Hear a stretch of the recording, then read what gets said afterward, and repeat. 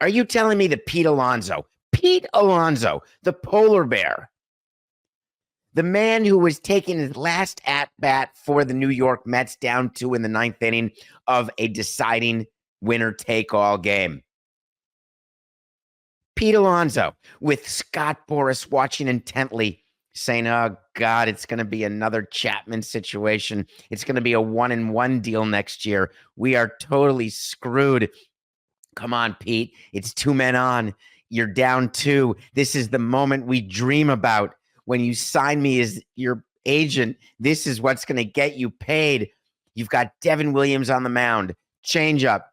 He's going to keep throwing the changeup. It can't be. What are you changing up against, Devin? That's a changeup. Throw a fastball. Changeup. My God, that looks slow. You've got the airbender as a nickname, but it doesn't become much bending of air when you throw it and throw it and throw it. 3-1. Hitters count. Give him the heater. That's a subtle major league reference. No, they flick the fingers. There's finger flicking going on. No chance. There's no chance there's another changeup. Do, do, do, do. Do, do, do. Boom. Opposite field? There's no way that's a home run. There's no way that's going out. Back goes. No, wait.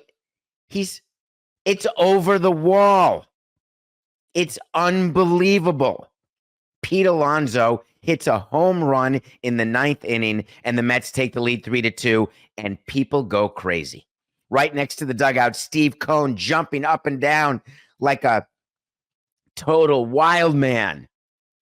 Oh, no, he had left in the 7th when the Mets had given up 2 home runs, and entire Mets fandom was saying it's over. Bailed. I'd like to tell you he went to the restroom, but nope. I know owners like this. I know owners who, when their team gets down late innings of big games, see you later, don't want to be a part of it, go to the clubhouse. Some even go to their plane.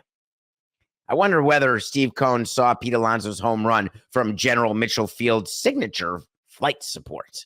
Or did he go to the clubhouse and sit in the manager's office and watch it from there? And if so, why not come back for the 9th inning and watch the bottom of the 9th? That'd be exciting. Security? No, I've sat in those seats. Security takes you right down to the field and through the dugout. No security issues. There's a guy next to you, actually. Just saying that all the Met fans said it's over. And why wouldn't they? There has not been, in the history of baseball, this is almost impossible to believe. In the history of baseball, no one's hit a go-ahead home run while trailing in the 9th inning of a winner-take-all postseason game. Nobody. Or in the 10th, or in the 11th, or 12th, or 13th, or 14th.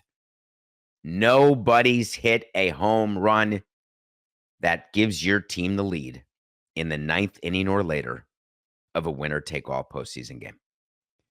I had to check it. Call my OPR guy. Page, is that even possible? And I started going through the big home runs. Yeah, he said, never. So then it gets to the bottom of the 9th, and in comes the number 1 closer in baseball. No, not Josh Hader. He got rocked. No, not Devin Williams. He got rocked. Manuel Clase, still sitting at home. Suarez, he already did it for the Pods. David Peterson. Hell yeah. If I didn't see a $317 million payroll, it wouldn't have even occurred to me that David Peterson would be coming in to close. But so he did, because Diaz had to come in the 7th inning because Botto gave it up of a scoreless game. What a game until the 7th. And then what a game in the 9th. What, Coca? Budo, excuse me. Why did I say Botto? Budo came in and gave it up. Anyway, let's just put a bow tie on the wild card series if you don't mind. Here's how the bow tie is going to work. You got to win game 1. We said it before the series started. Then we gave you go-ahead stats as game 1's ended. Then we got into game 3, Mets-Brewers, and people were saying panicked. Brewers got this. Do you know the teams who win game 1 are 18-2 in the wild card series? You're going to win the series. And if you happen to win game 1 on the road, which the Mets did, you were 10-2, now 11-2. The Mets had it in the bag. Pete Alonso, no problem. There's some thoughts going on right now that Devin Williams, who has just, I believe that was the first home run he'd given up off his changeup all year. There was a breakdown done by John Boy. He does these breakdowns, and the thought was that Devin Williams was tipping his pitches and that the Mets were able to figure it out. So I want to talk for 2 minutes, Coca, about what happens when our dugout thinks that we see a guy tipping pitches, which has happened, or our dugout thinks that our guy's tipping pitches, which we think is happening. Every team has, ours were bench players. There's some that are coaches. Their focus is on the pitcher, and they're looking for tipping anything, any tells of any kind. You don't wait for confirmation when you've got a thought. You articulate it immediately.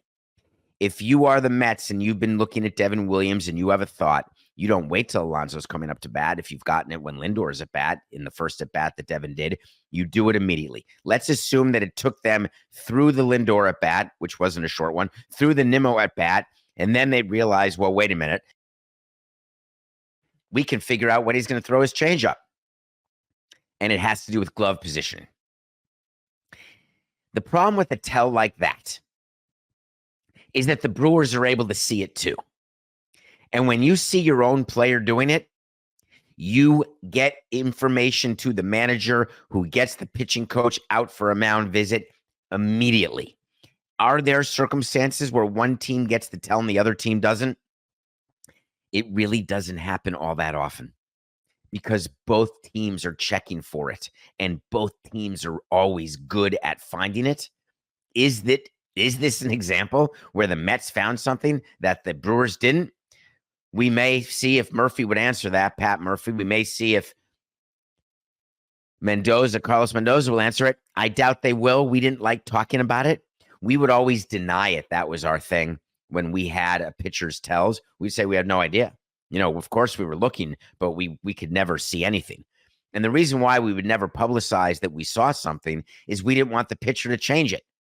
As a matter of fact, when there's a rumor of stealing signs, we deny it, or a rumor of figuring out a pitcher's pitch selection, we absolutely, resolutely deny it because we were going to face that pitcher again. So the Mets get to move on to play Philadelphia.